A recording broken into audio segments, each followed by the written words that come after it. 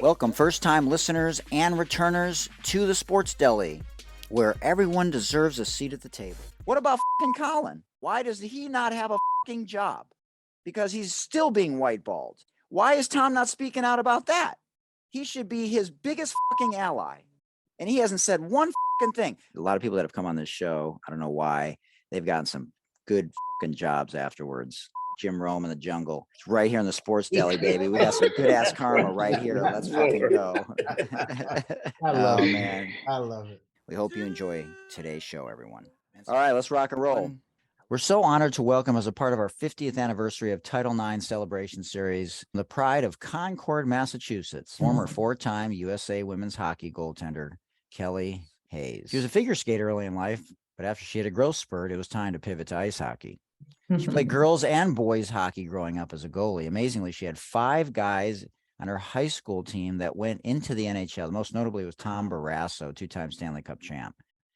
She played her intercollegiate hockey, as we just talked about, at Northeastern University, and she is only one of 6 women to ever play professional men's hockey. She, along with Erin Hamlin, laid the foundation for future female goaltenders. She worked for Louisville Slugger and Easton, making groundbreaking equipment for men's and women's hockey players for quite some time. She's traveled to some of the most incredible places through hockey. She's a girl mom. She's volunteered for the Special Olympics. She's in the Northeastern University Athletics and the Massachusetts USA Hockey Hall of Fame, and she now works for Surgically Clean Air. Talk about pivoting, and I won't even begin to explain what she does, but she will a little bit later in the show. It's a fascinating company that all started at a trade show. You can find her on Twitter at Hayes_KellyD32. I love that number for a number of reasons as a basketball fan and basketball coach, Magic Johnson, or email her at kelly@surgicallycleanair.com. Kelly, glad we could finally work it out. Sorry for all the delays, but welcome to the Sports Deli podcast, where everyone deserves a seat at the table, especially during our 50th anniversary of Title IX Celebration Series. Thank you, and impressive combination of finding out my history there. That was great summary. Yeah, it's funny to watch the reactions of all the guests, because I used to talk about it with my 2 co-hosts who used to do this with me, about doing it in post-production, but the reactions were so great. We just continue to do it. And I enjoy the research and listening to previous podcasts and, getting to know people before I have them on. There's something to be said for doing things spontaneously, I guess. But, I think it's important also that people know that you care about them as people, not just as athletes, which, we've talked a lot about recently with mental health and those types of things, in sport. And so I'm from Hockey Town, and a lot of my friends skated. I hated it. I hated being cold. I hated swimming, anything cold. I couldn't skate. I mean, I was pretty talented. I played 5 sports in high school. And now one of my best friends from childhood, his kid just got drafted by Calgary, and he plays now for UMass. Ironically, he transferred from Michigan State. But what was it like for you? The first question is, usually I ask this in rapid fire, but I'm curious because I remember my first hockey game in Detroit. I mean, I never experienced anything like that in my life. And then later when I went to a playoff hockey game, seeing everyone smash on the glass and literally go bananas. And for those of you watching or listening, if you've never been to a hockey game, like men or women, you got to go to a hockey game. It is like it's got to be on your bucket list. So what was it like going to a Bruins game when you were a kid? It was pretty exciting. It was a big event, for us as a family. We lived right outside of the Boston area, so a trip in, was into the city. We had friends that had club member seats, so not only would we sit on our regular seats, but we got to visit like the club area. So I remember that was a really big deal. But it was pretty exciting. We had a host of characters on the Bruins back then. So my favorite, of course, was Jerry Cheevers and Gilles Gilbert, the 2 goaltenders. Oh man! But we had Terry O'Reilly and lots of characters. So no, it was really impressive.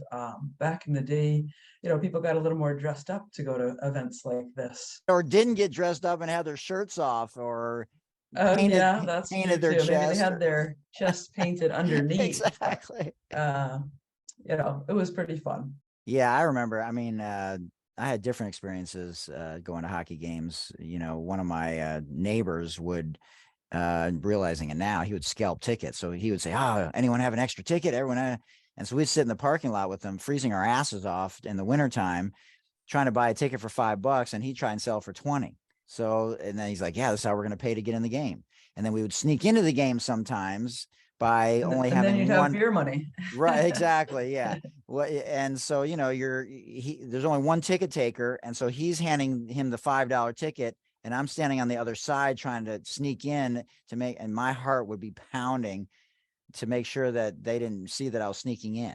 It was Yeah. crazy experience, but yeah, I mean, going to hockey games was amazing. But was that your inspiration to, you know, want to mention those goalies, phenomenal goalies, obviously, and we had our share as well back in the day. But was that your inspiration, or was it just more you like being on the ice and it just spoke to you? Well, I think there was a big, forward movement for the sport of ice hockey just at this time throughout everything. But with the Bruins, we had Bob Orr as well. Yeah. His inspiration throughout the area.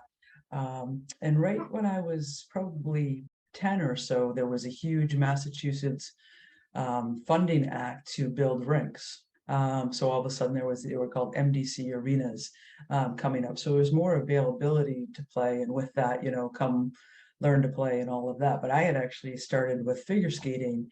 And then my brother David, who's 2 years older, was playing hockey. So I would go to his games. And actually, so we grew up in Acton. So next door was the Neshoba Valley Arena. And I'd go to the left for figure skating. David go to the right. And I'm like, that rink on the right is a lot more fun. So I just kept hanging around until long enough somebody needed a goalie.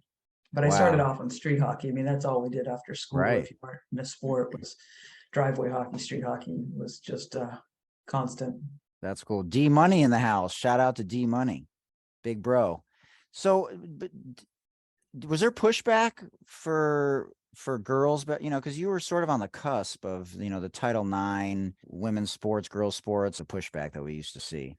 It's funny at this stage of my life, and even with COVID, there was a lot of time for reflection. So Christmas 2020, there was no family gatherings, and so it was just our family here. And I took the opportunity to go through these cases of things that I had in the basement, like pictures and jerseys and articles. And goodness. My goalie coach early on was Joe Britannia, and he always taught us to keep a journal. We looked to the right, we saw this player to the left, etc. And I saw these journals, which was really interesting. Wow. But upon reflection, you really, you remember all the things you did, like even your introduction. I was like, wow, I forgot about a couple of those things. So it was kind of neat to walk through your own history a little bit. But I didn't really see or feel the objection at that stage because I wasn't looking for it. I just wanted to play hockey. I wasn't making a stand. I wasn't making a showing. I wasn't being there for any other purpose for the love of the game. And, being a goalie is always interesting as far as the timing of being needed. So at that point in time, the boys organization, just Acton Roxborough Boys Hockey, they had a couple goalies, but there was a lull in between, and they just needed somebody to play net. So it was really nice. I was playing for Assabet girls in Concord, but then all of a sudden there was no goaltender to play in my age group on just AB hockey. They're like, didn't matter what gender you were, color of your skin or your ethnicity, just we need a goalie. And so it was a great situation to walk into and just play. That's awesome. I thought about this because goalies have the most equipment, right? Like, how long did it take you to put on, like, to first of all, learn how to do it correctly, right? Because if you don't put it on right, like, you could get nailed, right? Like, you're getting nailed anyway. It hurts, right? A hockey puck, like, it hurt. I mean, it's got to hurt even with the padding, right? Or, you may get hit in the, did you ever get hit in the neck? Yes. Man alive. Wow. I used to have really long hair, and somebody skated over the back of my ponytail and cut the whole underlayer of my ponytail off. But the scary thing about that is think about how close the skate blade was to the rest of those important pieces. Oh my God. But the equipment part, and you're right. I sometimes now, because I went on and I did a lot in hockey equipment. I mean, I created a line of women's hockey equipment and such. And I don't know which came first, but my love of equipment was noticeable early on. So I don't know if that's what drew me to the goalie because they have the Wow. most stuff. Right. But I loved my gear as a player. I had total appreciation for every aspect of the back then, the leather pads to the face masks and everything. So huge passion for equipment, and that's sort of stayed with me the rest of my life. Well, we talk about the masks though, like, because goalies all have their own unique masks and stuff. Like, did you like seek out, like motorcycle helmets or like, Yeah. did you have your own like collection based on the mood you're in, or you know what I mean? Yeah. Like, So when we were younger, like it took a little while for them to evolve. So the older goalie face mask, like think of Jerry Cheevers with the stitches, right? So that's when exactly. they had the eyes actually cut around. Those were not legal for people other than the NHL to play because there was a Wow. lot of impact to the face. Sure. And so during that time, if you think of like Mike Vernon and Right. Islanders, Billy Smith, right? They wore a Yeah. helmet with a mask. It was actually Right. the HM30 was the mask that most of them wore. So all the way through You high hear that, ladies and school. gentlemen? The HM30. For those of you that love See, I technical. was always into gear, yeah. And I love it. with your Cooper SK2000 helmet was the best combination. Cooper S. Oh my God, that is phenomenal. Yeah, these I things love stay it. with you, but these were important pieces of equipment. Right. Yeah, so that's what we wore. And like, so you mentioned Tom Barrasso. So Tom was obviously just an amazing, not only amazing athlete as far as his talent, but the most notable was his level of focus. Mm. Down to the level like he was 1 year ahead of me in high school, and when they were getting their class rings just for their class, and he's like, "No thanks." I'm like, "What do you mean no thanks?" He's like, "Yeah, the only ring I want is the Stanley Cup." Wow. And he got two of them. Yes, he did. So, and the all-time winningest goaltender in the NHL. So, it was that kind of focus, I think, made a huge impact on me. Like both myself and my goalie partner was Danny Phillips. And, we both kind of looked like him as far as the stance and the helmet and the cage we wore. Right. Tommy catches with his right hand, so he's a southpaw. Yeah. So we couldn't emulate him entirely, but there was so much about his game that was so good. But again, it was the level of focus and like the elimination of distraction that was really, really impressive with him. Did you ever talk to him later in life just about? Well, I did actually. Yeah. So he married a friend of mine from Acton who was my teammate on a couple other sports. Wow. And then he had 3 daughters, went off and played in Pittsburgh and went on. Mm-hmm. So as I was with Team USA, I became the athlete representative to the executive committee. And so with that, I was in charge of the athlete directors board. And the board then was a representation group from USA Hockey to the Olympic Committee. So we had like a sanctioned role. So I was the head of this athletes committee. And so created the way it was going to be formed. Well, Tommy had applied and then won the vote to be the athlete representative. So then we were on the board together for a while. So it was kind of cool. We had a couple meetings. It was a warmer climate, a beautiful area. And I remember I'm a morning person, so I got up and went to the gym, and there's Tommy already there in a puddle of sweat. I'm like, God, he even beat me to the gym. But he was a little, hard on me. Not only Tommy, but his parents a little bit. But later in life, Tom Barrasso Sr., may he rest in peace, told me that they were concerned that if Tommy had a girl backup, that it would hurt his opportunities to get, drafted and recruited. Wow. So, again, unknowns. Sign of the Would that times. make him look like he was in a weaker league because there was a girl playing or whatever? So, I mean, in my more understanding self now and maturity, Sure. I can appreciate that. So, in their own way, they had their own reason. So it was nice to come back with Tommy as we were both adults and, both family people and just talk. Yeah, right. I was agitated just hearing the story. I can't imagine it being you, like literally living it. Yeah, but I've been in discussions with lots of groups, and for us female athletes that went down this route of playing where no woman had been before, I don't know if I was cognizant of it at the time, but there's a little bit of, hey, I chose to put myself in their locker room, on their bus, in their game. So you got to kind of roll with things a little bit to make it all work. And then also as a goalie, you need the respect and the admiration of your players so you don't get your head taken off, but also, control that rebound. If they don't pick it up and move it out, it's not going to be a great outcome. So, really showing that you're there for the team and kind of establishing yourself in that way is important. And it was important. Like my little example, when I jumped in and I played for Acton Boxborough boys, well, those boys then grew up to be the guys I played Acton Boxborough High School with. So that was important. Right. And I remember Andy Bachman was interviewed by, actually it was Mike Levy, the sports announcer. He was interviewed, what's it like to have a girl on your team? And Andy's answer was, we don't have a girl, it's just Kelly. It's like, yeah. So that was how they felt about me, which was wonderful. I mean, they were all in my brother's age group too, but I felt like they were an extension of my brothers.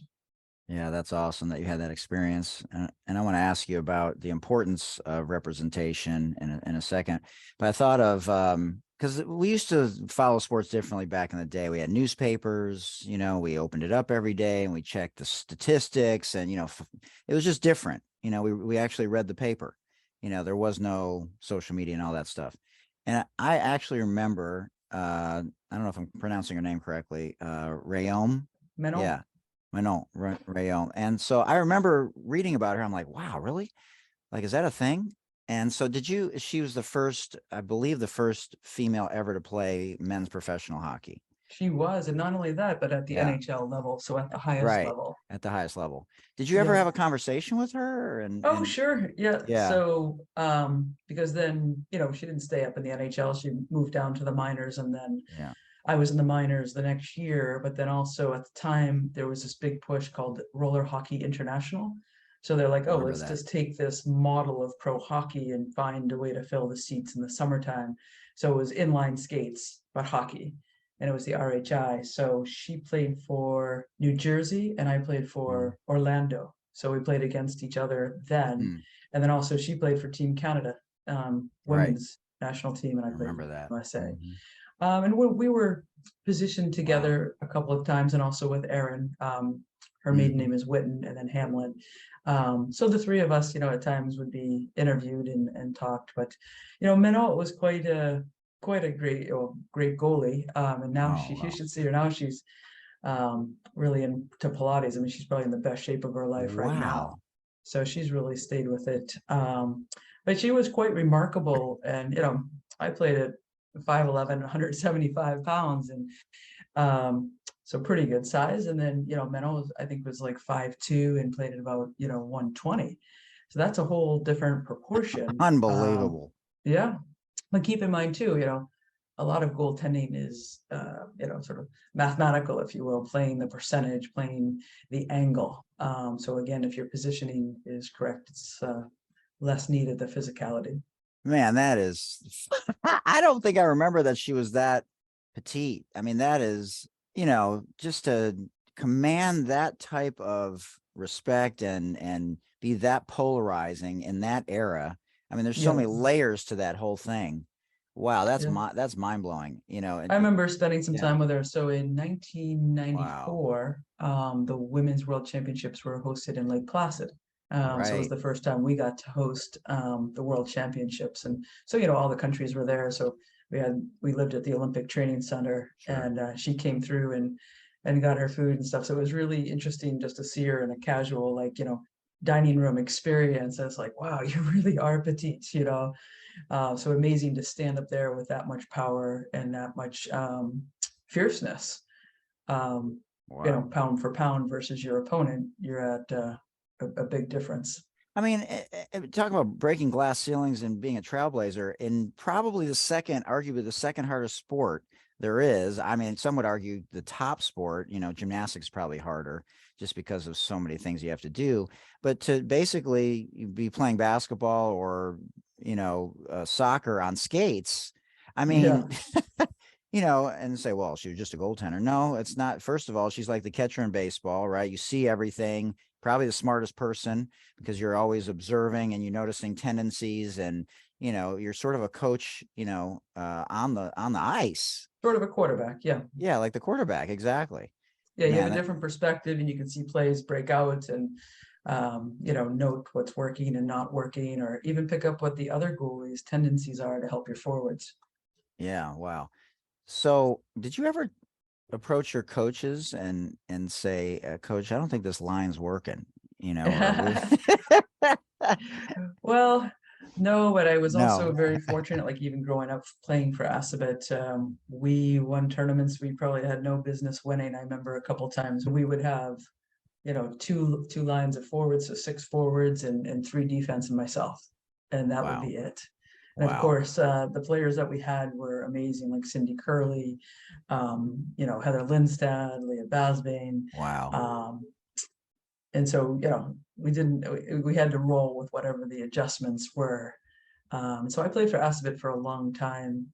So growing up, played college, and then went back and stayed through there as well. Yeah, well, talk about because I want to get into the 1998 Olympic team, but you said your daughter's shy, she's in middle school.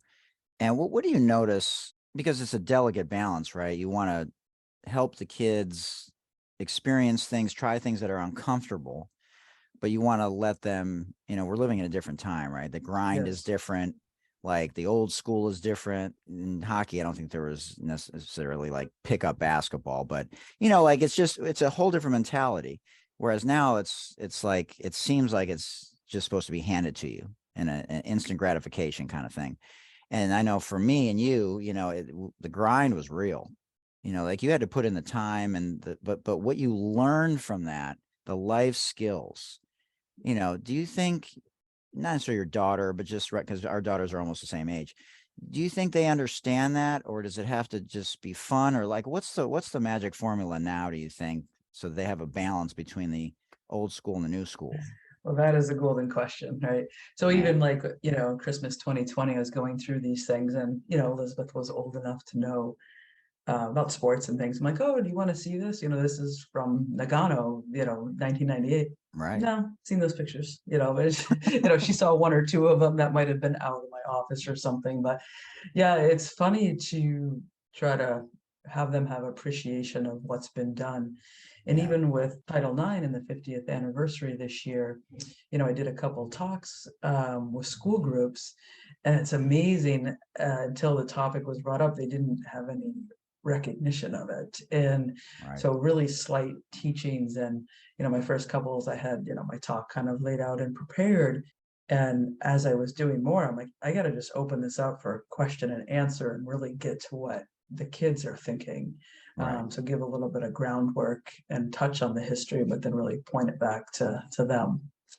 But yeah, so many opportunities for girls and women to play. Like when I first went to university, there was 3 schools that had commitment to women's ice hockey. 3. Wow. That had scholarships. So there was others in clubs and up and coming. But Who are the other 2 besides Northeastern? so Providence and UNH. Wow. Yeah, all in the same vicinity, of course. Yeah. Yes. So yeah, that's sort of the golden question that you asked, is how do we have like appreciation from where we come from, why we continue to move things forward. But is it the coaches? Like, do the coaches have to care about you, especially girls, because girls quit so much more often than boys do? Because I've coached men for 15 years. This is my 16th year on the women's side. And I mean, there are some nuances and things, but don't you have to just make them feel like they're valued and they're having fun? Like, and then you can build that trust from there. Yeah, I think, trust and respect are the keys to most everything.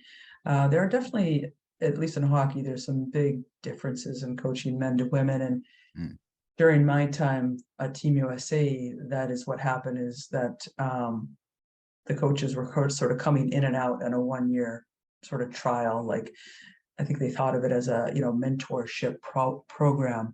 And then, so what they really did is they ended up with the Northeastern coach. So Don McLeod was first, and the UNH coach, Russ McCurdy, and then the Providence coach came in. And, then Digit Murphy came in from Brown. She was our assistant coach. Oh, wow. In 92 in Norway and Finland.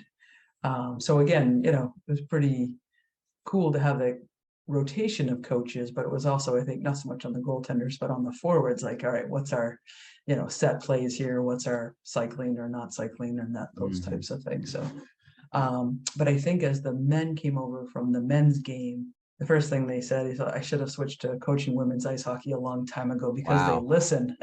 Right. So I think, you tell guys, I remember they were practicing face-offs, and so they were giving, okay, do these 5 particular things, and each of the women did them, and then they were successful. And they said, I've been telling my guys team that for 2 years. They have yet to listen to one single aspect of what I tell them. So I think, Interesting. it's all human nature. If you give to somebody, you want them to utilize what you've given, and then you feel good and they feel good, and then it brings about a successful outcome. Yeah, building culture, right, and camaraderie. It's important, especially to girls at that age, especially younger girls, to feel connected and feel like it's all inclusive. I mean, especially, I don't know about hockey, but a lot of sports, the LGBTQ community comes into play, Yeah. and you want to make sure that you're really feeling supported. Because middle school can be brutal, as we talked about earlier. Yeah, it's a big time of transition. We just had open house the other night, and it's see things much differently than what we had when we were in school. But back to the coaching aspect, I think one of the biggest difference, having played both men's and women's hockey, is a coach might be mad in a men's locker room, without swearing. We'd come in like, bleepity bleep bleep bleep, and you bleep, and what the heck, you stay up all night because you suck today, and that gets the guys all fired up. Right, I'll change the course. You did that to a women's locker room, you just crumbled the room. Right. So, I remember Coach Smith had one of the best sayings. We were in Finland and we were tied after like the second period. So he came into the room and got everybody's attention. Everybody's just waiting in anticipation of what he's going to say. And he simply said, "The hay is in the barn," and turned around and walked out. Everybody's like, "What does it mean? What does it mean?" And for some reason, I'm the one who got it. And I'm like, it says, "Your work is done. It's time to play. So let's play." Wow. We ended up winning 1-0. But so again, it's more of a different way of motivating. Sure. I don't think it has to be all rainbows and unicorns, but definitely, with a little more kindness and maybe a little more direct, like, hey, you need to really work on this back check a little bit more with our opponent today, but give specifics. Do you think there should be some sort of certification? Because I know as a basketball coach, like you said, there's yellers for maybe the guys stereotypically, and for the girls, you got to be a little more gentle and massage their egos a little bit differently, or, approach things differently.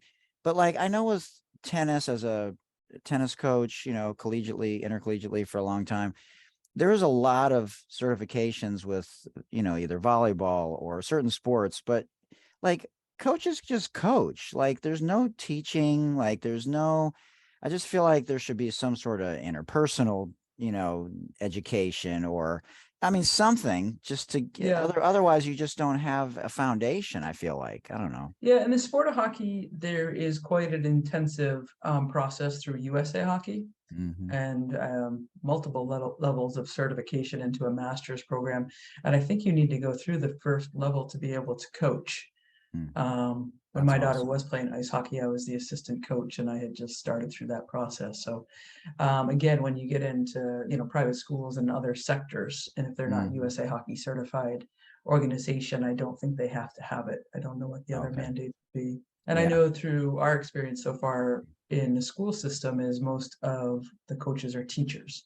So they think they have sort of a code of ethics that they need to answer to through that. Yeah, I definitely think it helps to at least have some knowledge, about, how to handle people, and, as opposed to just being an old school yeller. Yeah. My problem coaching is not having favorites, especially, being a goalie. I tend to want to be in their corner entirely. But I think that's a really hard thing for coaches. I mean, you're always going to have the kids and the players, you really like, but you really got to keep it even. Yeah. So I'm always mindful of that when I was coaching. Yeah, that's good. Well, and to, want to be around people that are not necessarily afraid to take advice, from their assistants, or, you're not the smartest person in the room, that there's still things to learn after all this time, that, Right. you can become a better version of yourself. So that's pretty cool. Yeah, go ahead. And then the parent thing is another thing, at all Ooh, aspects. I love the right. saying by a lot of coaches that a perfect team for me would be a team of orphans. So, it's the Right. parents and managing. So, as everybody in every walk of life, we're all wearing so many hats now. Yeah. And so I see that at all levels is, not only keeping the spirits high and focus and teaching as a coach, but then also having to deal with, shall we say, the parents, but to keep that level of happiness as well. Yeah, that they've done studies with the New England Journal of Medicine for years on that. I'm actually going to have someone on the show coming up that's going to talk about the effect of parents and family and friends on referees and what referees have to go through to the point of death. And so it's pretty scary how some of these refs, have people waiting for them in the parking lots. And so, you talk about the parents, there's a lot of parents out there that, obviously take things too far. And so that'll be an interesting conversation. So over your right shoulder, you have the Nagano 1998, the Olympic poster there. And for those of you that don't know, the 98 women's hockey team, the USA hockey team, was the first ever. And so, to be a part of that, man, for those of you just listening, not watching, Kelly's smiling right now just because of the pride, and the memories, and probably come flooding back every time you talk about it. But what was Japan like? And, what was that experience like for you and your teammates? My pride is in different ways, is because for me, and being part of the very first ever Women's Team USA, official sanction was 1990, and we had our first ever Worlds in Ottawa. We had a sold out stadium, and we had over 1 million viewers on TV. And that event, 1990, is what kicked off the turning point for women's hockey to get accepted into the Olympics. We were probably quite lucky that Canada hosted the event. Right. They did an absolutely beautiful job. I remember things like each country had their own floor of an absolutely beautiful hotel, and on that there was a masseuse and a nutritionist and a physical therapist room, like all set up on each country's floor. The clothing, the team meals, like everything was first class. And what they were able to do to promote it is what, brought in 10,000 people and filled the stadium, and then their TSN covered it, and they're just hockey people, so the viewership was strong. So that is when the IOC first started taking a look at the sport of women's ice hockey to actually be included into the Olympics. Can we let that breathe for a second? Because I mean, hearing you say that, like, not just the 10,000 fans, but the nutritionist, the masseuse, like, this wasn't some rinky-dink, raggedy-ass operation like you saw at the NCAA tournament even a couple of years ago with no weight room. Right. When you're talking about treating women back then, and you made the great point, obviously, that, Canada hosted it because, Canada, hockey was basically, started there for all intents and purposes. And it's so big there. And just in terms of viewership and support and, that type of thing.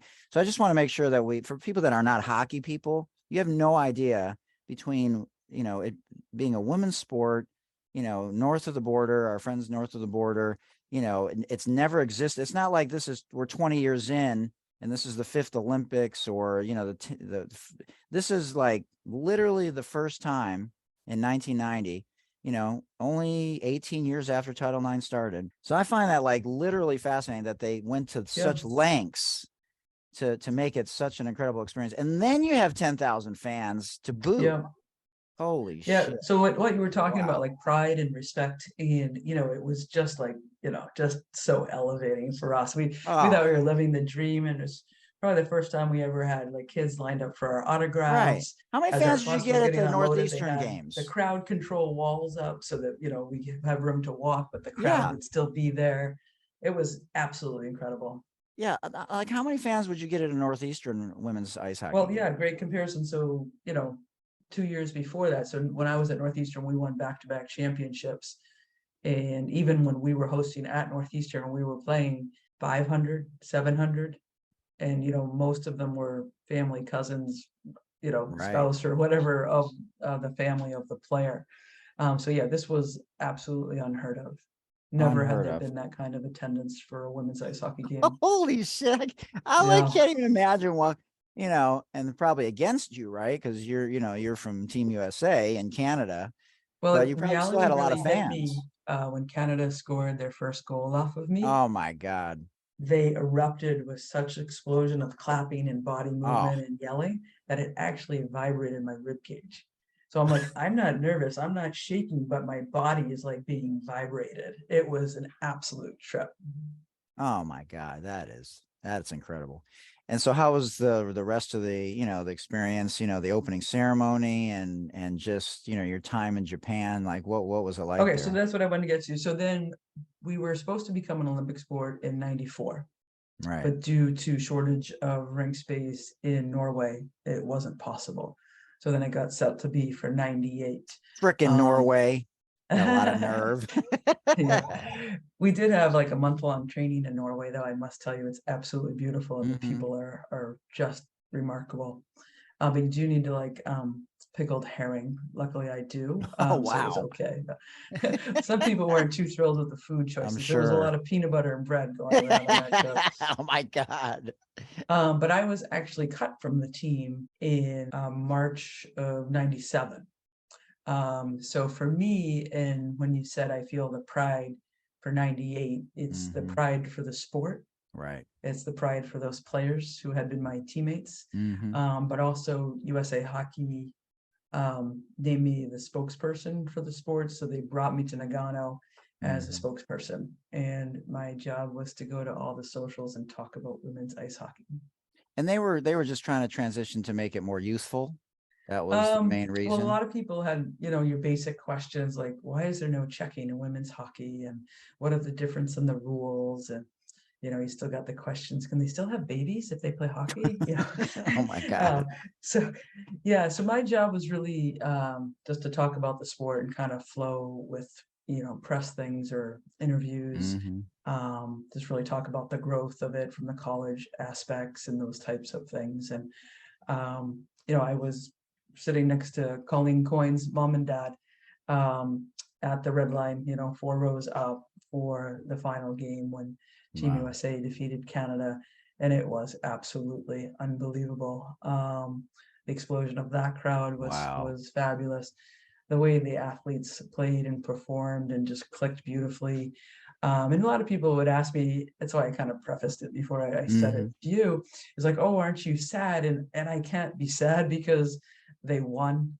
The goaltenders, both Sarah DeCosta and Sarah Teeding, that played were amazing. So I was 32 years old at the time. My nickname on the team was Grandma. So I was the oldest player. And, I not too long after that, I had a hip replaced, and a couple of years after that, had another hip replaced. So, when you're not at your peak anymore. And yeah, was it rough? It was rough at the time, but then, you come to the reality of the situation, and it's better for the whole. It was better for the sport. It was better for the team. It was better, apparently, for USA Hockey to win the gold medal and actually Sarah Teeding ended up being the pivotal player of that, right down to the wire. I don't know if you remember, but I don't know how she turned her body a certain way. I do remember that. Oh my God. Extended her toe. I mean, it was all net, and it was just going in. And then I think she actually put that leg behind her front leg and just kicked it out. So, there's nothing but pure joy and happiness and still pride for, myself and Cindy Curley and Tina Cardinelli and the other athletes that were big and involved for all these years. I was happy just for everyone. And it was truly a great event.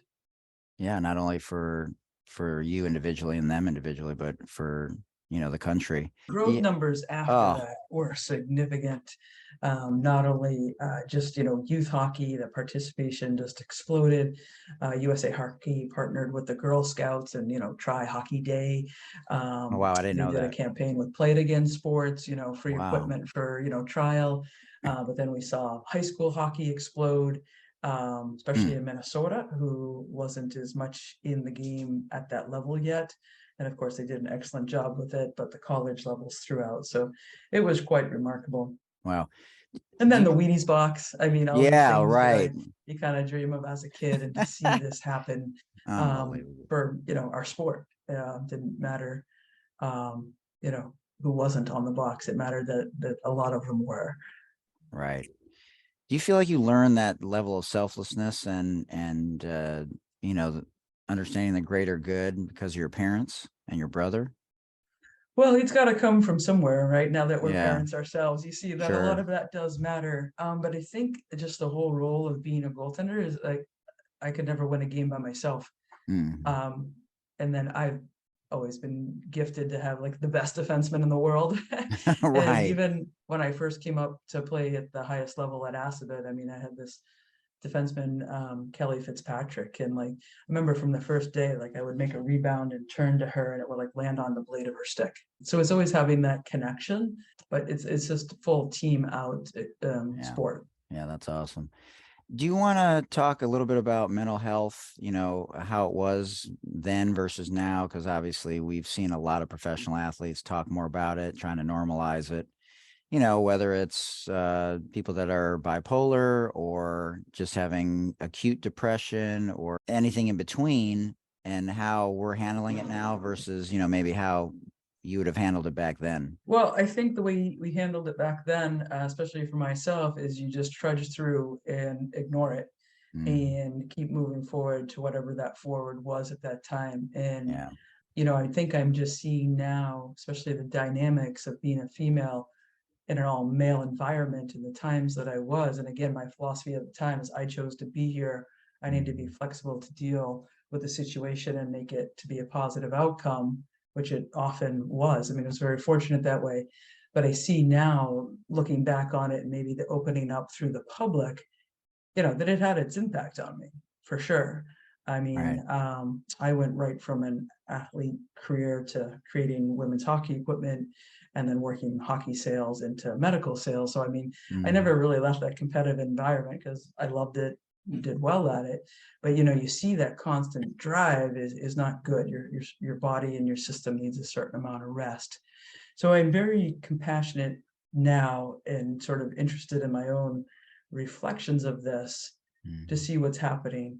And the most alarming part for me is, the suicides that we saw over these last couple of years with high performing, great academics, great teammate, great seeming people in the female college athletes.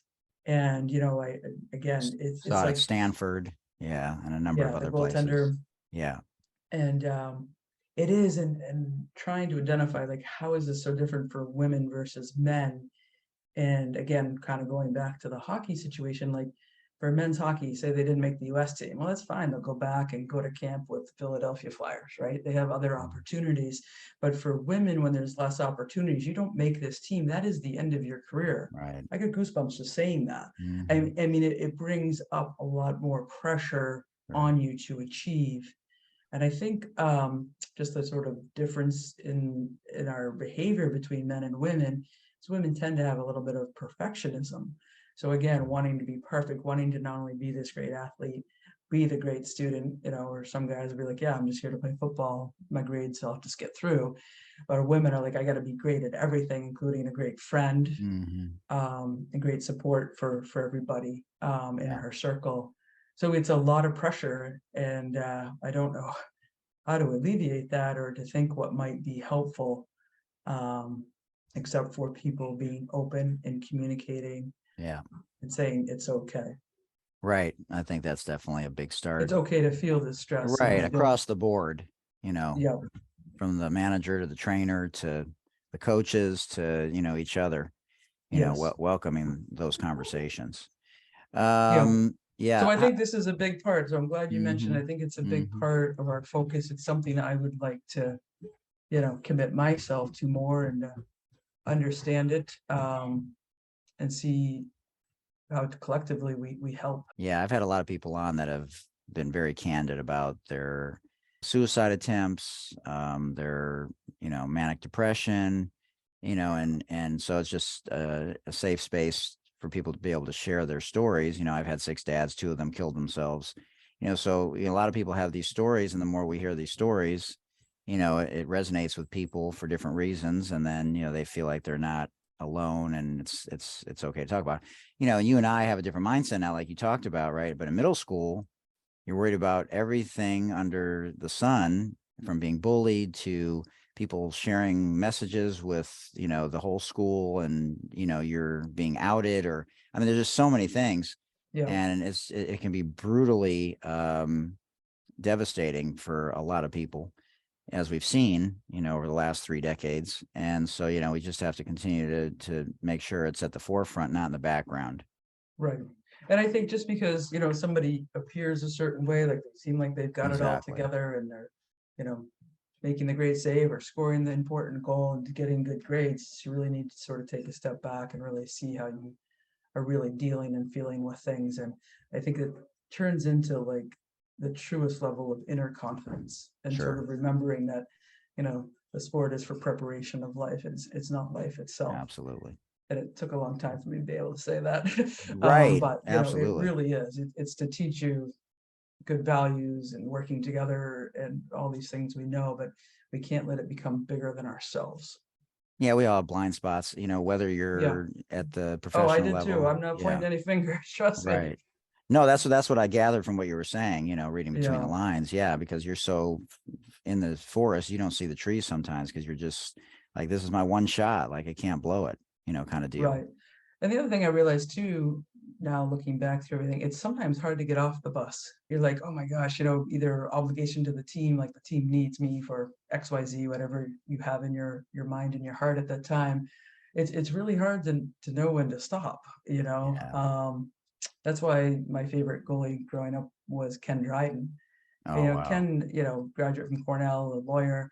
He won 4 or 5 Stanley Cups with Montreal, and said, I've achieved all I wanted to achieve in the sport. I'm going to go on and, start writing books, or whatever the case might be. So that's really hard to do. Really hard. Yeah. Yeah, because you're defined by that for so long. Yes. Yeah. I remember when I finally, got cut from Team USA, I was like, oh my God, and nobody's ever going to want my autograph again. If I coach, people won't want to listen to what I have to say, and none of that mattered. It's not as, yeah, but it's real to you, and that happens with a lot of athletes. That's why we talk about mental health. Being financially literate. There's a lot of things that go along with that. When you're doing something for 20 years and then it comes to a screeching halt. I mean, that's hard. It just is. And like you mentioned, like identity, but not your external identity, even your identity yourself. Like I remember feeling, pointedly, like, if I am not the USA hockey goalie, who am I? Right. Yeah.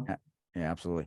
So have you had any discussions with Billie Jean King, being a part of the Women's Sports Foundation? Because, we've had Phaedra Knight on, former president, and, what she's done behind the scenes. And obviously she's more at the forefront a little bit recently at the US Open, because Serena was. Oh yeah, she is everywhere right now. That girl's on fire. So yeah.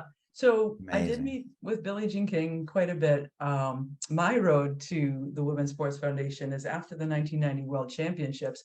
I got back and I'm like, the whole world needs to know about this Women's World Championships. I just picked up the phone and just called everybody, like anything that has to do with a female specific brand, organization, group. So I called the Women's Sports Foundation. This wonderful woman named Yolanda Jackson answers. I'm all ready to like dig in and say why this is important. I just tell her, we're World Championships, it was a great event, blah, blah, blah.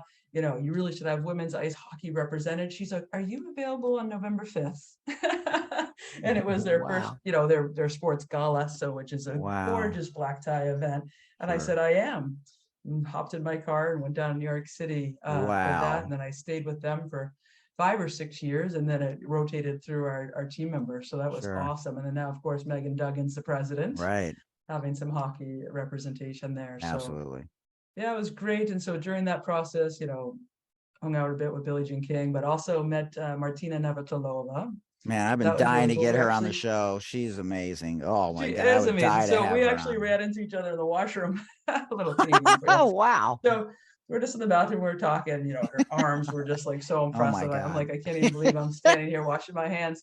And she's like, you're the hockey girl, right? And she said, yeah. And I'm like, she's like, I've always wanted to try that sport. And so at the time, the New York Rangers wives had started a little group in New York City. And so I connected her, and I think she played a little bit of hockey with Mike Richter's wife. Oh my God. What a Yep. story. It was a hoot. Yeah. That is. Oh man, I loved watching her. Yeah. I God, did tennis too. back in the day was a thing. I mean, it's still a thing, but it was really a thing when I was growing up, like, you know, Chris Evert and oh my Yeah. gosh, So when I Martina. played in West Palm Beach, Chrissy Effort used to come to our game because she was married to the Shark, Right. and Greg they Norman. lived near Yep. West Palm Beach. And That's right. so Greg Norman was a season ticket holder. So he and Chrissy would come and sit like 4 rows up behind our bench. Wow. And my guy players used to always get in trouble if they were looking for the hotties in the audience, but I couldn't help watching the Shark while I was on the bench. Right, I'm like, exactly. my goodness, he's sitting so close. Yeah, he's definitely in the news also, speaking of people in the news. Oh my Oh, goodness. is he? Yeah, I didn't with see. with the golf stuff and everything. Okay, good. Yeah. Okay, so let's get to the rapid fire. Man, fascinating conversation. I'll leave the floor for you at the end for anything else that you want to talk about, whether it's what you're doing now or, you know, any other words of wisdom that you want to share. We've been in almost 40 countries, and, you know, it's just it's an opportunity for people to, especially this year, you know, to understand the importance of representation and having women, especially with seats at the table, because we get so much more done when we have different points of view and different levels of representation. So fascinating stuff, man. Loved it. So what's your favorite rule that has been adjusted in the last decade? Favorite role? Well, right now I'd have to probably say being a parent. Right. Role in life. When you see the importance, and it's actually been quite amazing to learn about yourself in Sure. watching your child, especially Yeah. she is a goaltender in field hockey. So I'm like, oh, I think Oh, that wow. might have been the aspect that was my draw to the position. But I think that's amazing right now is the multi-level opportunities for girls and women to play. Like Right. before, I could have never really understood why you wanted to, you know, nothing against it, but why you'd want to play club or something, or even D3. It just wasn't, I was so focused and so driven. And now I get it. You know, you can be part of the sport, but also do drama club and math club, Mhm. or whatever else you choose as far as diversity and interest. And I think it's so great. You know, you can really be what you want to be. Yeah. Hopefully a lot of the barriers have been broken down. Again, I'm now able to see some of the things that I endured in my process of going through the all male environments. Yeah. Wow. And I could sort of justify them because I had a greater purpose. But now I'm saying, you know what? I don't know. That was pretty rough, you know. Right. So it's nice to see that maybe those barriers have shifted, and the future, our current girls, women playing don't have to go through that, and the next generation and generation after that will not have to go through that as well. That actually broke up a level playing, and it really comes back down to respect Yeah. for each other. And I really like the whole idea is we're raising children to be good people and not raising them based on their gender. Right. Yeah, Like absolutely. we're not in these little roles. Like, you know, Sure. I was 5'11", 175 pounds by the time I was 13. I was not going to be a figure skater twirled around on somebody's arm Right. above their head. Yeah. But I was still a female, and I'm still a woman. So again, sort of opening that up and bringing it for more inclusion throughout. Oh, absolutely. Well said. So when I was younger, and even up till, I guess maybe, I don't know, it's been 5 to 10 years, I guess, you couldn't pass the puck more than 2 lines. So for those of you that don't know, there's 3 lines in hockey, right? You have what is it? The red line, and you have 2 blue lines, right? Yep. So, and you couldn't pass for more than 2 of the lines. So if you try to throw it from your end all the way to the other end, it was called icing. And so, but now they've eliminated that. So that's one of my favorite rule changes that I've ever seen. Oh, you said Because, rule changes. I thought you said role changes. Like what role? oh no, but you I have. liked your answer. So Okay, no, it was sorry. phenomenal. So I'm glad you answered that, because that was I'll just perfect. answer whatever I hear in my head. Selective hearing, ladies and gentlemen. But I'm curious as if you like were in support of that, or if there's other rules that you wish would change, with regards to the sports? So these rules have changed so many times over time. And it also depends on what league you're in. Like college might be different than amateur hockey. Amateur is different than the NHL. They usually try the new rules out in the NHL and see if the acceptance. But keep in mind too, in the NHL and places when they're on TV, they have the viewership to keep in mind and the speed of the game. So obviously looking fast and furious at all times is big. So the 2-line pass has shifted back and forth, I don't know, 15 times during my playing career. So when you have the ability to cross 2 lines, you can get that breakout, which makes more flow, which makes more scoring or great saves, which is better for viewership. So that keeps changing back and forth. And you know what? Again, being a goalie, my job was simple. Keep the puck out of the net. Right. I was fine with it as long as my players were in tune to, we sometimes had the situation if we were playing in the US, we'd have one rule, cross over to Canada, a different rule, play in Europe, and we had a different rule. Wow. Because the International Ice Hockey Federation doesn't always match what the US OC or the USA hockey rules are. So you pretty much flow with it. It's not a big deal. The icing, so whether it's touch or automatic, is more of a safety issue, more in men's hockey where there's checking. So if you got 2 players rushing down, if one guy's got to touch it for it to be icing, is his stick actually touching the puck and another guy can just destroy him at full velocity coming the whole sheet of the ice. Right. So I think that got shifted more for the safety aspect of it. Interesting. Yeah. But the other rule change that happened was how much the goaltender could play the puck. So you could, before, like Martin Brodeur, Ronnie Hextall, of course, would come out and play it. I mean, Ronnie Hextall was the first goalie in the NHL to score a goal.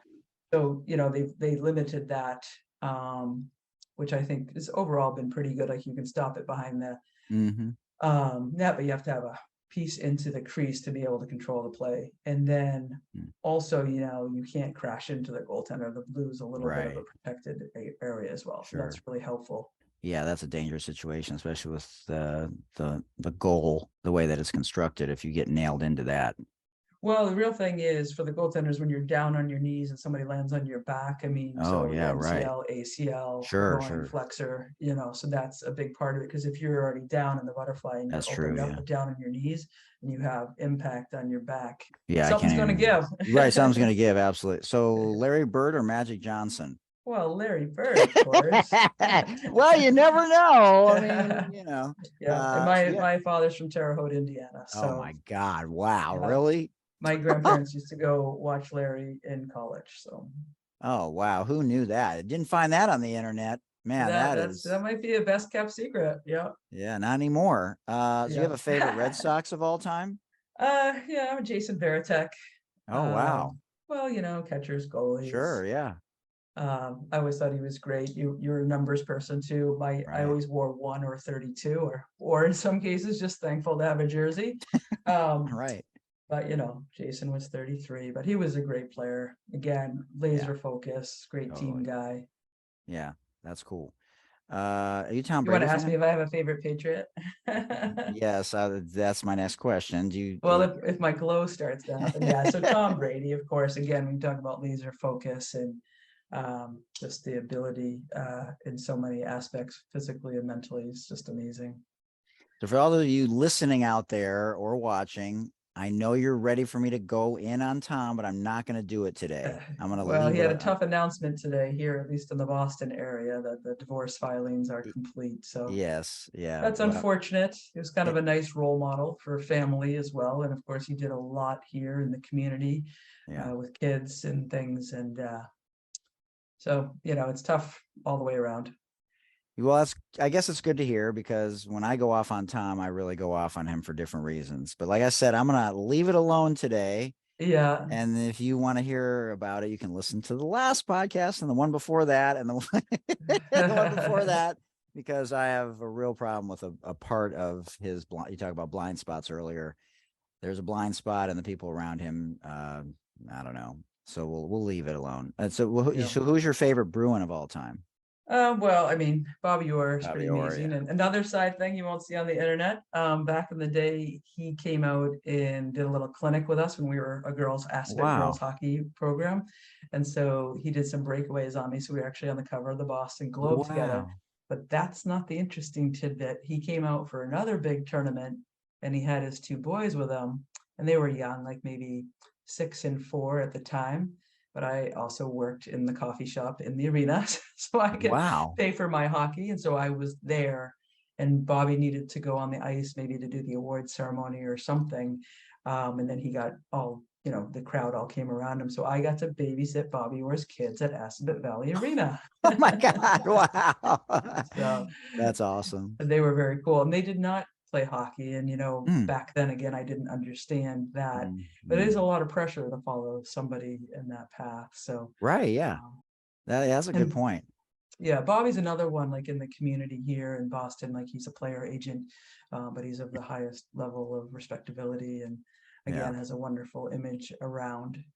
I have 2 prosthetic hips, and so he got his prosthetic in the same hospital I did. So it's pretty good too. Another factoid, ladies and gentlemen. You will never know. Striker, baby, striker. Yeah, that's right. Absolutely. Wait, Japanese or Chinese food? As long as it's good and like of the higher quality, not of the grab and go kind, I'm good with all Asian food. Actually, all ethnic food, all the way across the board. And my husband is as well, so it's really fun when we travel. And my daughter, since the age of 3, on her 3rd birthday, we said, "What would you like for your special birthday dinner?" And she said, "Lobster and steamers." So yeah, we're a pretty good traveling, eating family. Yeah, and we fish a lot now. So we fish in Alaska, Mexico, fish around. We fish here in Boston, and so we have a lot of salmon, a lot of tuna, halibut. Wow, I'm starving right now. I haven't eaten yet. I do intermittent fasting, so it's noon. I'm like, I do too. Yeah. Oh wow, yeah, that's amazing, man. And I love seafood too. God, yeah, talk about all this food right now. God. Right now, I'm doing everything within 6 to 8 hours. So not going for the longer times. I had a little bit of a unexpected surgery this summer, so I'm just trying to keep things on a more even keel. But I love intermittent fasting. As a great reset. But you said 2 things before. You said you don't like the cold and you don't like the water. So my new club is the cold plunge team. Wow. So I'm sure you've heard of it. It was made popular by Wim Hof. And tons of benefits. And so here in my area, we go in the ocean twice a week. All year round. God. Of course, I will point out that I did join with the team clothes on, I might add. So yeah, it's amazing though. There's lots of studies and lots of things on the cold plunge, but I've really found from my orthopedic injuries, like the reduction of swelling has been absolutely incredible. Wow. But the reset to the nervous system, clinical proving to reduce anxiety and depression. Wow. Through the reset of the vagus nerve. So here's another thing. And so it's sort of in the same mental discipline category as intermittent fasting. I was thinking about it the other day, and sometimes I prefer not to eat dinner. I have my last meal at 3 or 4, not always, but when I'm in the zone. Yeah. And so, sometime comes dinner time and you're like, oh my gosh. And you just need that little bit of grit for like 20 minutes, right? To get through it, and then you're fine again. And I'm like, yeah, that's the same thing. This morning it was 39 degrees out. And I don't even know what the water temperature was. So to have the full benefit down to the cellular level, the dip time should be at least 2 minutes. Wow. But I will say, once you're in, it's the most beautiful feeling. And a couple times I've gone in and even rode the waves and swam for a bit. It is really quite remarkable. But you just feel past that initial, sparkly, because all your sensory in your body is just lit up. And I asked my physical therapist, and I'm like, is it just me? But I come from a cold dip and I feel like I just ran the marathon. I'm so hungry. And she said, yeah, you just like put your metabolism on like high alert. So that's good for the same purposes of the intermittent fasting. Is just to change your body chemistry. A whole new definition of an ice bath, ladies. Yes. Yeah. Oh man. So yeah, always trying something new, to feel good and move well, and I really enjoy it. The people, because our group's about 60 people. We're called the Wolf Pack. Wow. And you're with a whole bunch of healthy-minded people. Right. Yeah. Yeah. So it's really quite amazing. Man, that energy must be incredible just to be around that collective group of like-minded people that see things in a similar way. Yeah. Wow. And actually one of the girls, her name's Beanie, came up to me and she's like, "Are you Kelly Dyer?" And I'm like, "Maybe." And she's Wow. like, "Well, I was an ice hockey goalie and I played at Bates." And she goes, Wow. "I was at a prep school in Concord and you came out and gave a talk to our school when you were Wow. still in the area." She goes, "And I still remember exactly what you said on that day." So that was kind of cool. And here we are Man. together standing in the Wow. ocean in October. So it's really fun, but everything from yoga teachers to, Wow. astrophysicists, it's just really great. And a lot of cute dogs too, which really makes it fun. Of course. And they don't mind the cold. Yeah. Were you a trash talker? Trash talker. When necessary. Man, that's hilarious. Yeah. So wait. I was pretty focused though. I didn't let it I never had it like to a point that it would distract me. Right. Yeah, no, of course. Do you have favorite music? Well, I spent a good amount of time in Florida, which oddly enough Ooh, was country music.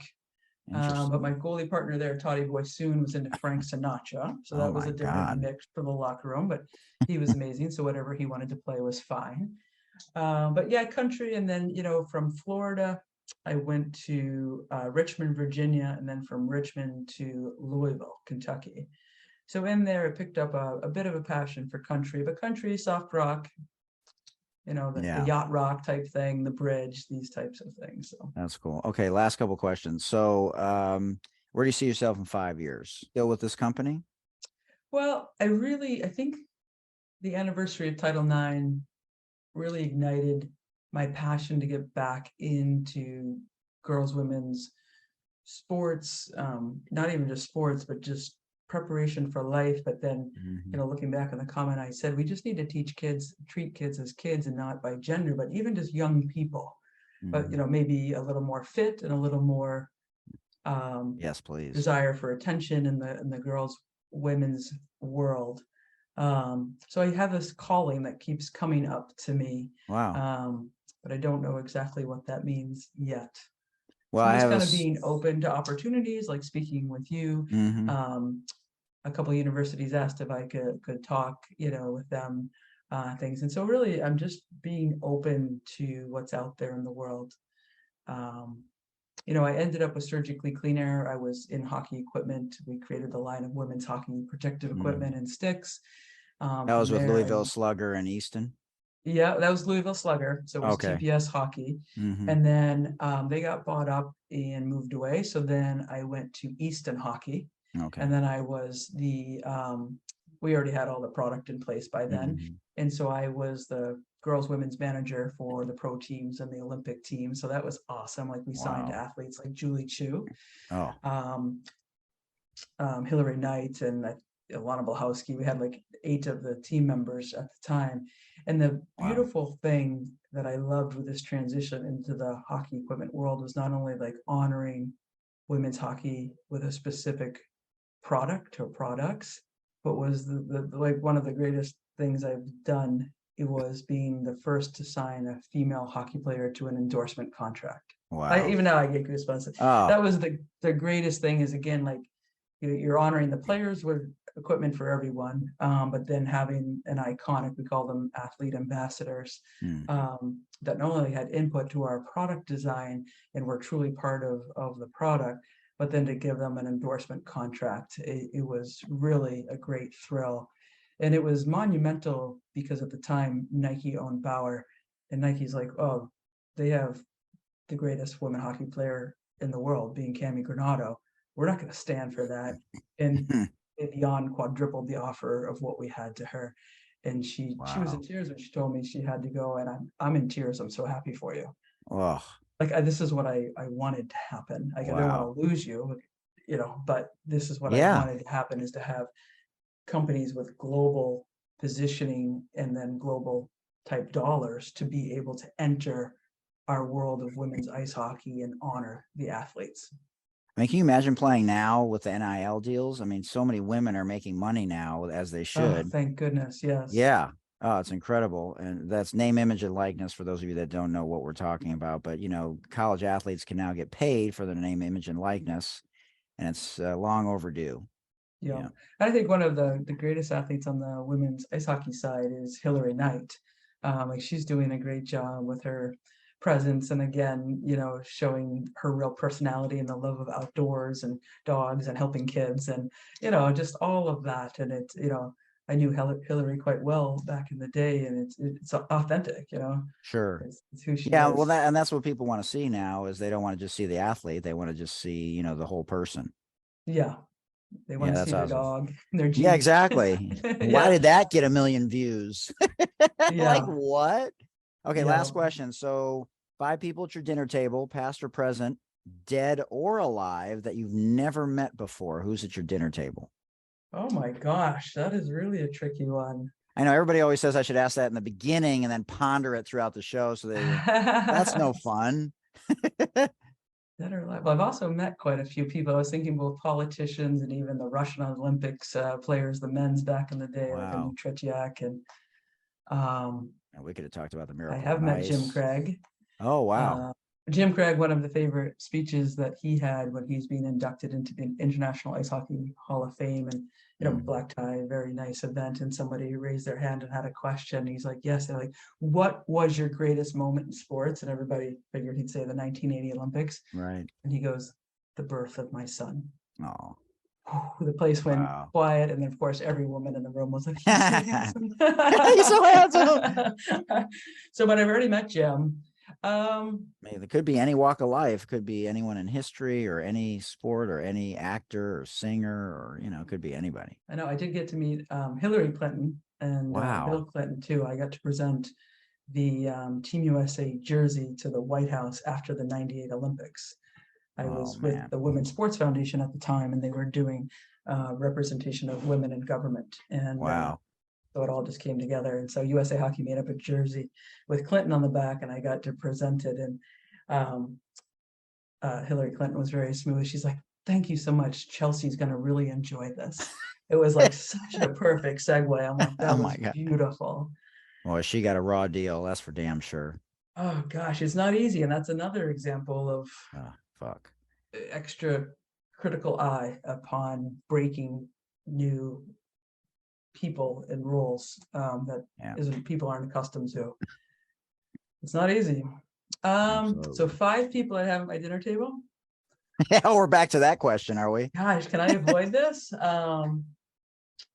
Okay, just give me one female, and one male. Then we'll make it 2. I wasn't overly into politics until I married my husband, and he's very into politics, so I started to pay more attention.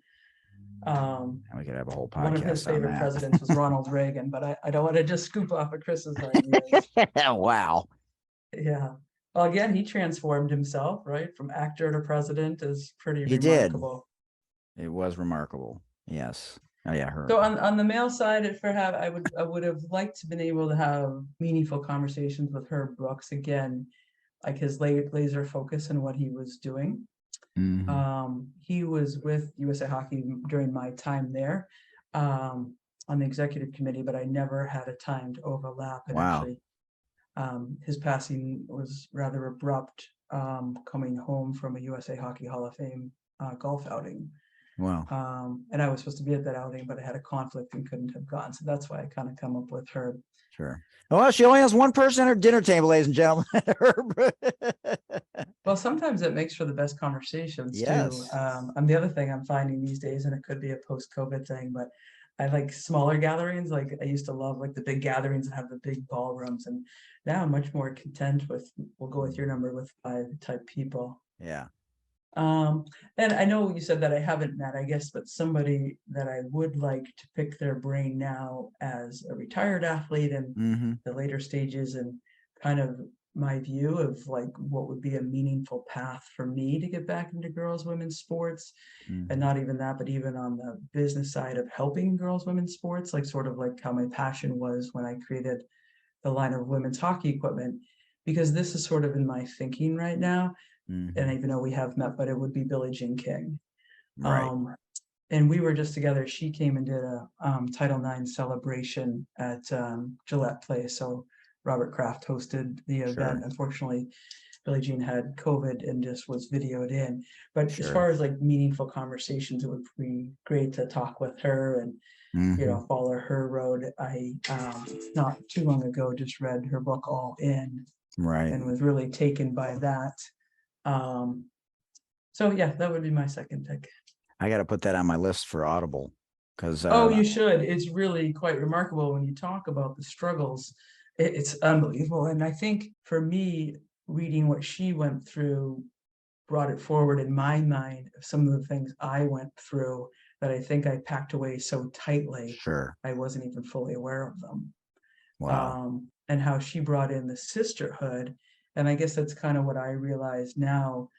The industry I'm in is predominantly all male. Sure. And you miss that sisterhood, or that, you know, another way to look at it is a tribe. And it could be male, female, Right. or have a tribe of your people.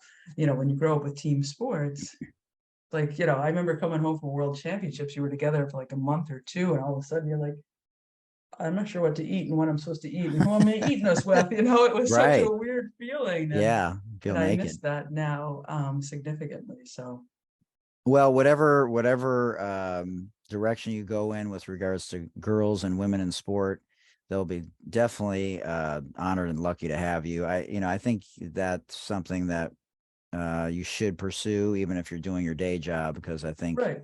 Yeah. it would definitely probably fulfill you, and to give back, later in our lives. That's what we want to do, especially to be an example to our kids. Yep. For And them really to just see to that. be of service. To be of service, exactly. Yeah. Servitude. Oh man, fascinating conversation. Can't thank you enough for joining us today. And if there's anything I can do, definitely let me know. Well, And thank you for all that you do in bringing forward these topics in so many different ways. I didn't hear the Tom Brady part, but I will go back and listen. But, your focus and attention and respect for women in sports is heard. So thank you. And that's another thing that I've really have explored is I met an organization here out of Boston, and it's called Women X. Oh yes, we're going to have somebody from Women X on the show too. Yeah. She's just a gifted individual. We had so many similarities in our lives, and we were actually at Northeastern at a similar time, but we didn't know each other. And she created a artwork piece through her recognition of women in sports of me with like my elbow coming through and breaking the glass ceiling, or the ice ceiling, if you will. And it was just a magnificent piece. And it was one of my teammates from Team USA sent it to me. He said, "Have you seen this?" And I said, "No." I said, "Well, who'd you get it from?" And they sent me Mary's contact, and I just wrote a thank you. Mary, yeah. And boy, we've been together on a whole bunch of different gatherings and projects. And she has taught me something so important. And you said it as well, is to have your voice. And I'm like, I have my voice. You wouldn't believe how many things I disrupted, but now having a new lens on it from the Woman X perspective, I didn't fully have my voice, and that's another huge change that we can see now, that people have had these experiences, then to, again, not only have a seat at the table, but to have a strong voice at the table. Yeah, and have those voices amplified. And there are strength in numbers, like you said. When you have this collective, togetherness, this huddle, whatever you want to call it, of strong women, and then you combine that with social media and a lot of layers, things are getting done, and we're seeing another shift, if you will. We just got to keep it going. Companies are taking notice as well. Absolutely. Like, again, the companies that I was with giving endorsements to female athletes was great in that small little piece. But now when we're seeing corporate sponsors at a larger level, then it just enables those organizations to do more. Absolutely. Man, great stuff. Well, like I said, anything I can do to be a connector of a connector, or just continue to be an ally and a bridge, that's what I want to do. And I've said this many times, but I don't make anything right now anyways. For the first 3 years of this show, I just do it because I like to create a safe space. And, like we said earlier, amplify the voices and the message. And it's just phenomenal to have conversations with people like you said, people that broke down those barriers and trailblazers, and, the glass ceilings, and, busting the ice and getting the Zamboni out there. And, wait, have you ever ridden a Zamboni? We'll finish with this question. I should have asked you the Yes, Zamboni I have question. ridden a Zamboni. I love It's it. not that exciting though, I'll have you know. Yeah, Just a Volkswagen engine. you right, but usually during in between periods, you'd go and get food. I couldn't leave. I had to watch how they would go each row and how clean the ice looked. Man, it was just fascinating. My OCD Yeah. coming out, but man, it was. Well, as a hockey player, not only myself, but a lot of us, is like nothing more beautiful than a clean sheet of ice, you know, Oh. that's stepping out either first at a practice or first at a game. And I was lucky growing up playing for Assabet, is our coach owned the rink. And so if I wanted to just go skate any time of day, I had a key to the rink and Wow. could just go. And I love that. Just, you know, just a clean sheet of ice. Right. She had a key to that Zamboni too, ladies and gentlemen. All right. On that note, man, great job. Much love and respect. And we'll You as stay in well. touch and we'll talk to you soon. Thanks so much. Okay. Great Thanks job. for all you do. All right. All right. Appreciate it.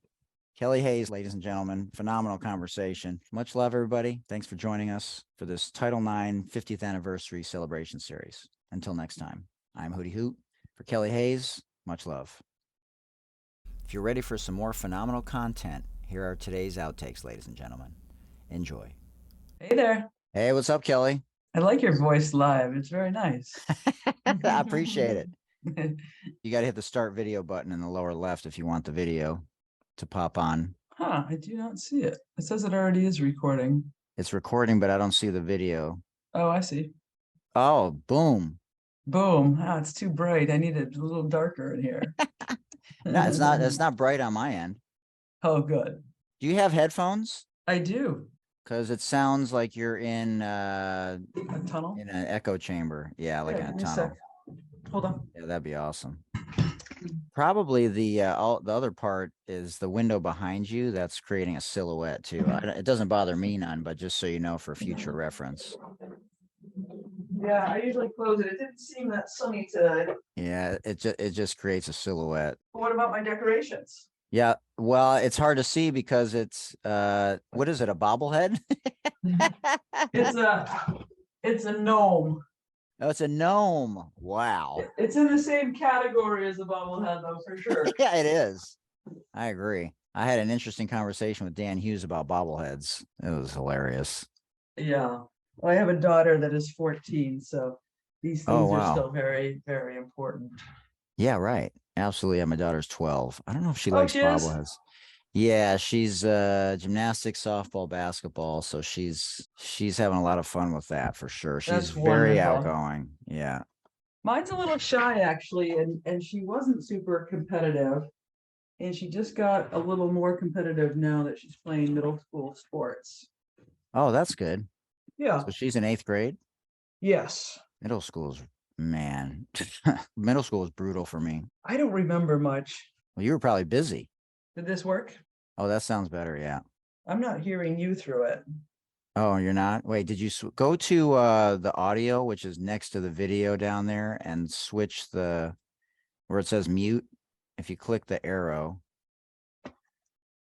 it should give you the option to. What are you, a technical guy? No, just kidding. I mean, I've done a lot of podcasts. Same system as microphone.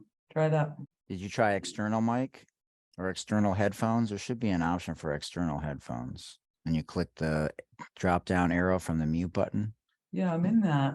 So I guess every computer is different, but I have same as system, external headphones, iMac speakers. I guess you just try each one and see which one works. All right, so you're hearing me through the mic?